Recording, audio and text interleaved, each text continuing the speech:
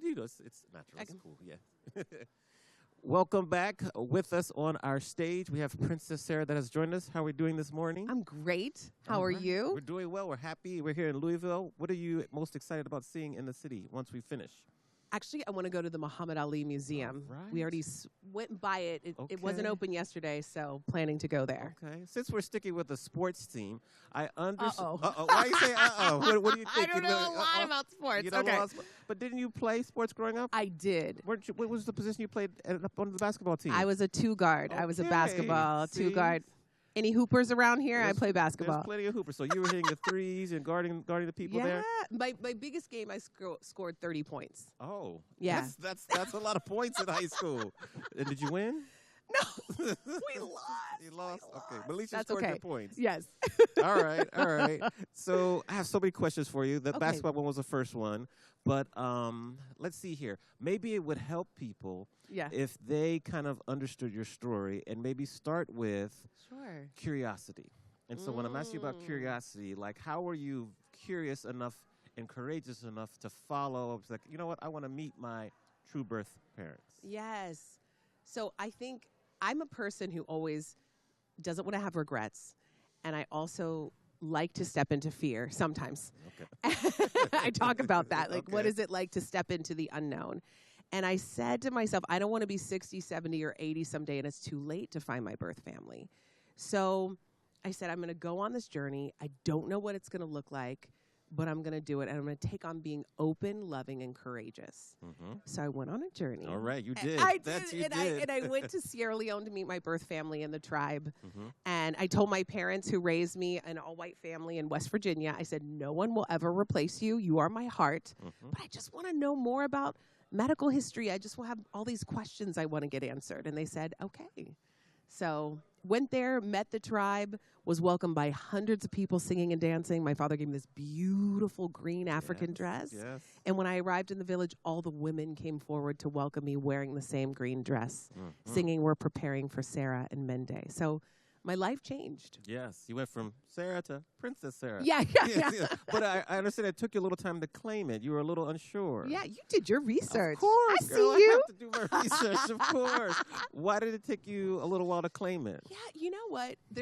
I think I had a lot of stories about titles and what people would think. Like, I thought people would think, oh, she thinks she's better, or blah, blah, blah, blah, blah. Or maybe that's what I thought, that when I think of royalty.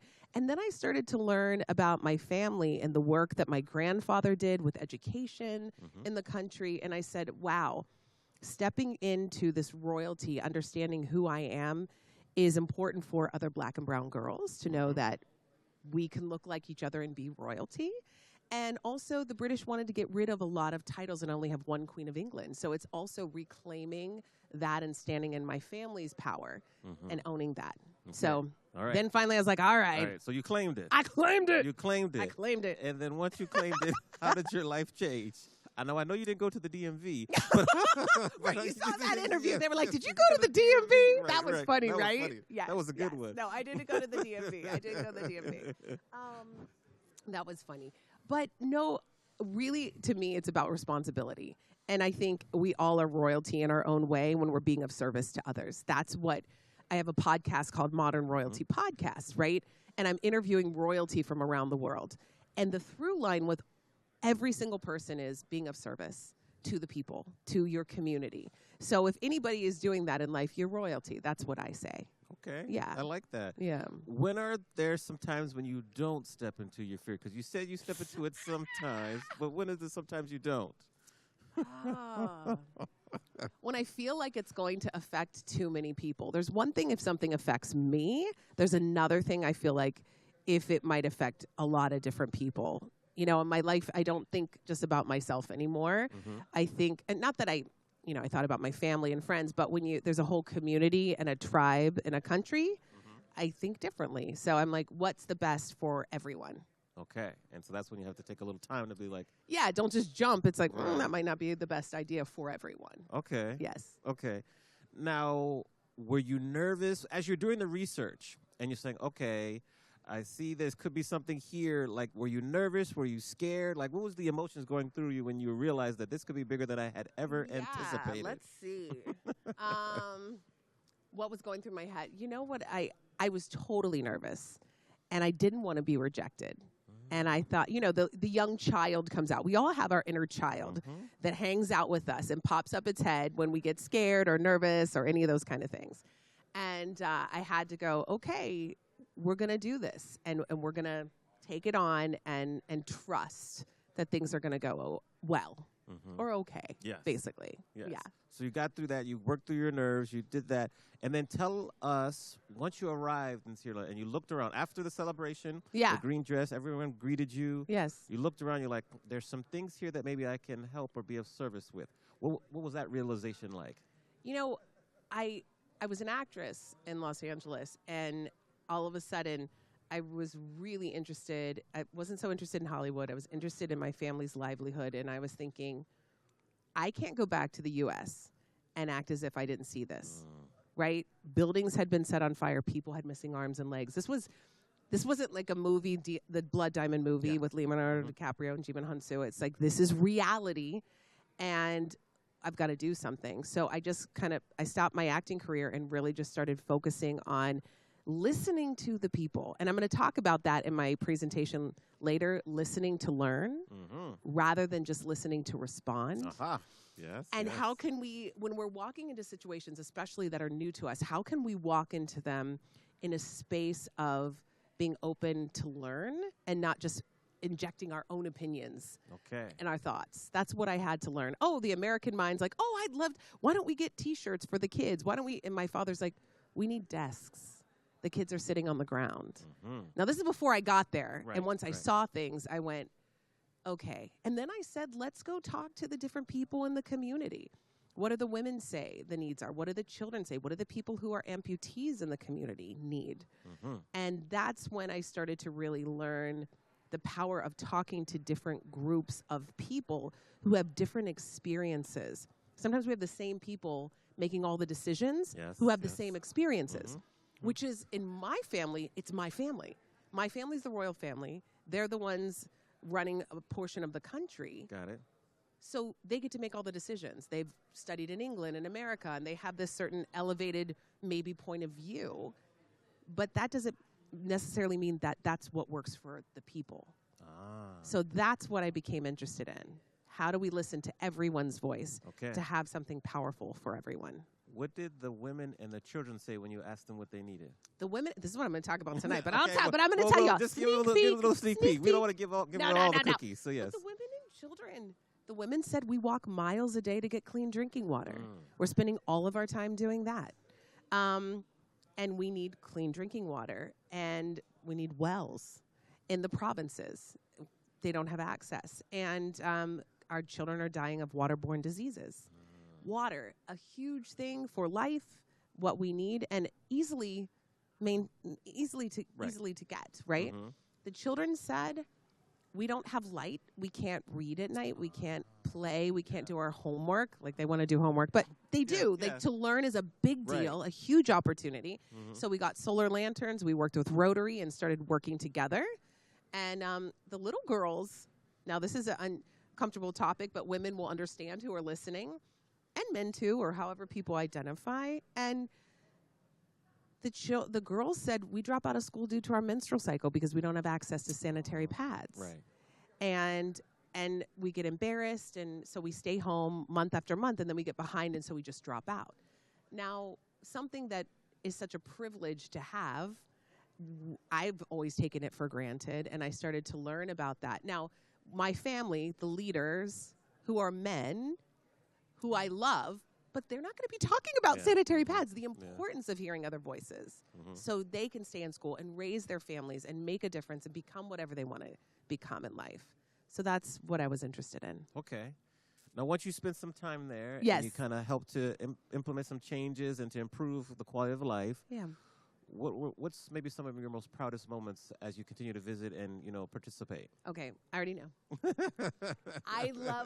My favorite moment was when my dad, who raised me, Dr. Jim Culberson, he's a neuroanatomist, and my dad, Joe Pessoa, in Sierra Leone, got together, and they were emailing each other. Well, first of all, they met, and then they were emailing each other. I'm copied on everything. and they were working with Rotary to dig wells. Okay. Yes. And they're like, well, Joe, where should we put the well? Well, Jim. And I'm reading these emails back and forth between my birth father and my dad who raised me. I'm crying. We were able to dig 9 wells with Rotary's help, serving over 12,000 people with clean drinking water. And that's because those 2 men came together from West Virginia to West Africa. Yes. Right? So it's like, what can we accomplish if we get to know each other better, listen to learn, and really people have life. They have access to clean drinking water. And that's because these 2 men came together. So that's my favorite moment. All right. So far. You do it right away. You do it right away. Impressive. Yes.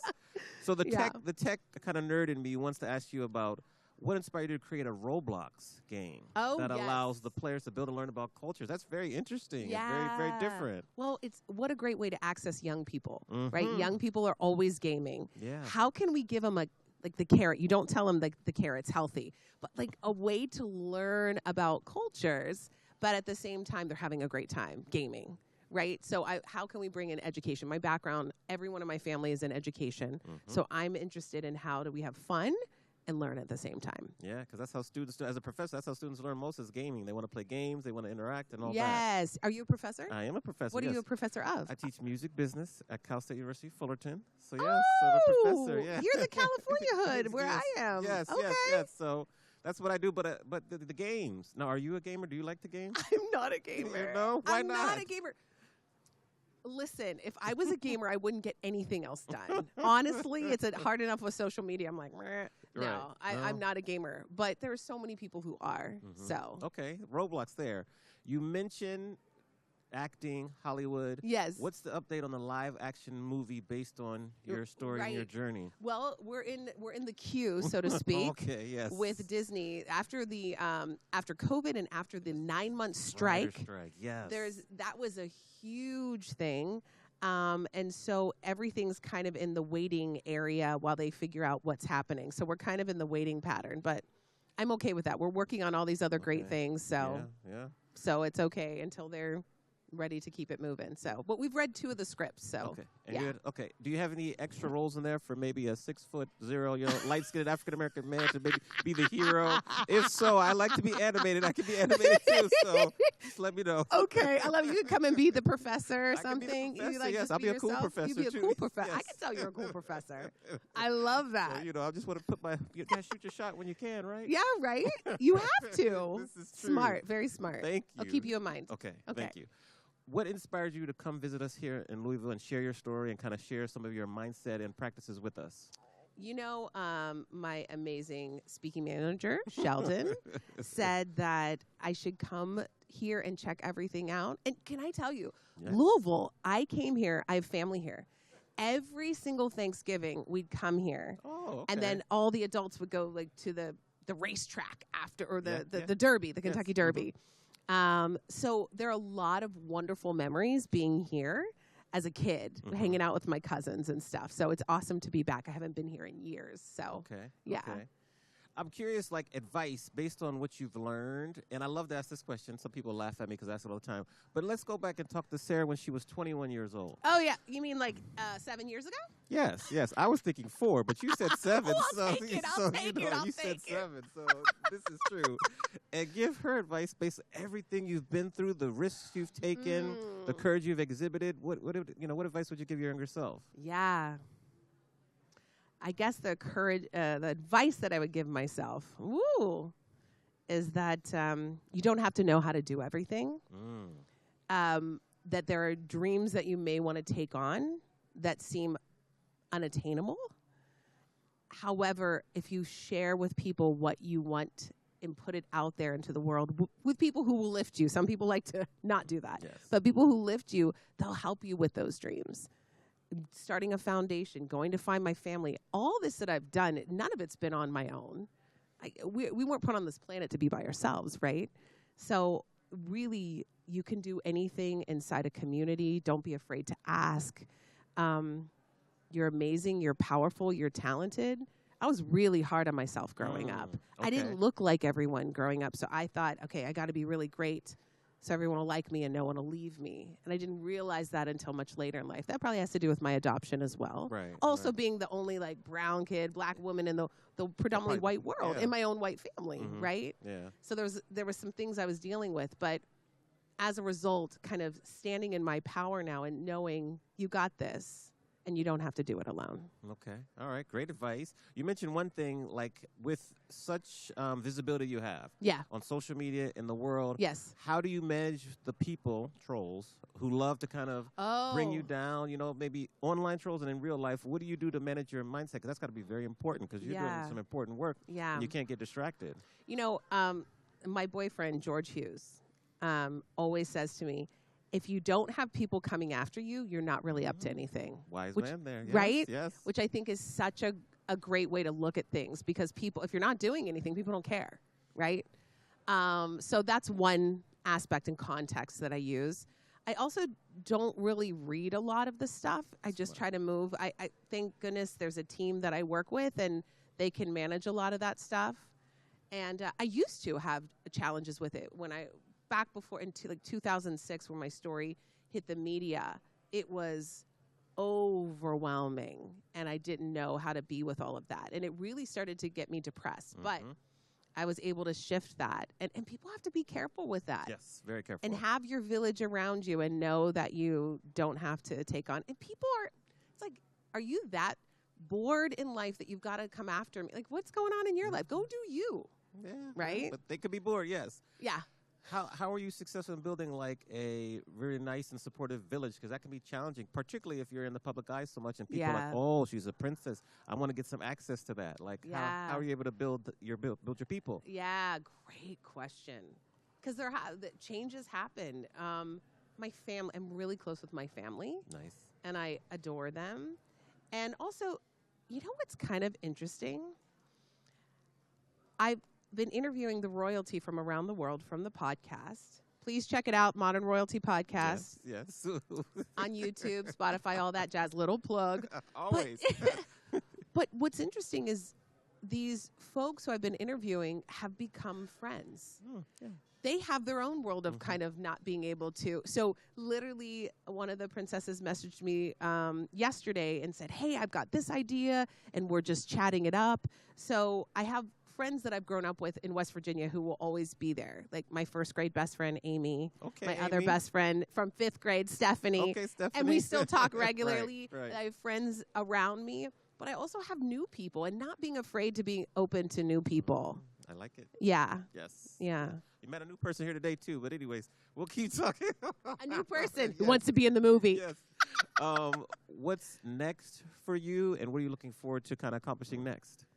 Okay, what's next? So what I really want to do, one, I want to take this podcast and turn it into a travel show. So we're actually traveling to these different places. I also, the other thing with my brother, we're working having clean drinking water for the entire country in Sierra Leone. It's not a gigantic country. It's going to take a lot, but that's another unknown that we're stepping into that we're working on. So those are two of the main things. And another dream is to have a college fund so anybody can go to college. Yes, that's a huge dream of mine.